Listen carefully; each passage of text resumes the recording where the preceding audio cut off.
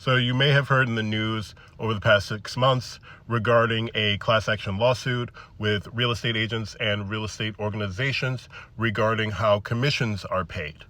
Well, as a result of the settlement to that lawsuit, there have been some changes in how business will be conducted moving forward. As of January 13th of 2025, all New York City real estate agents will be required to secure a signed buyer-broker agreement with any potential buyer before showing a property. Okay, so what exactly is a buyer-broker agreement? Well, basically, it is an agreement between a buyer and their real estate agent that you sign right up front, and it lays out exactly what to expect. It lays out the responsibilities of your agent, and it really clearly details how an agent is paid in the event that you successfully purchase a home. So basically, the way it works is that you and your agent will negotiate the commission up front before seeing any properties.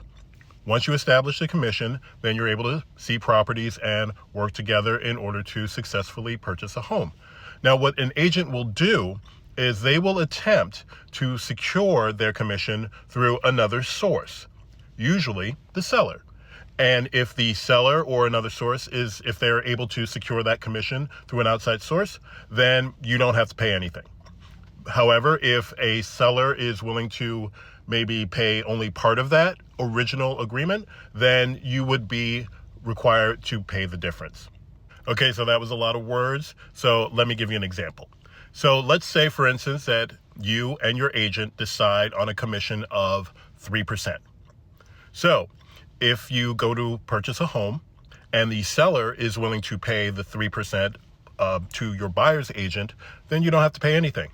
However, if the seller is only willing to pay 2%, then you, based on the original agreement, you would then be required to make up that difference of 1%. And if the seller doesn't want to pay any of it, then you would be required to pay the full 3%. So here's a little bit of a kicker to that.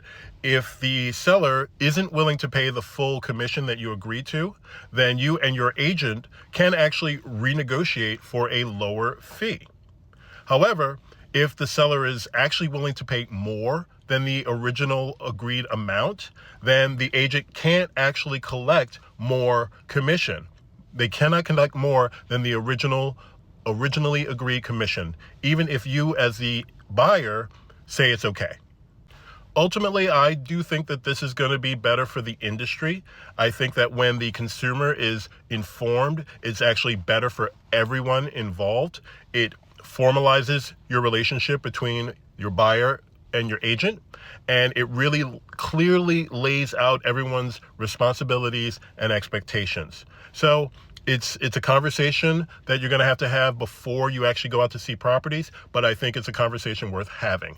And if you made it this long, what I'll do is I'll give you in the next part. What I'll do is I'll talk a little bit more about kind of the inside baseball on how we got to this point and how agents are responding to this. All right, take care.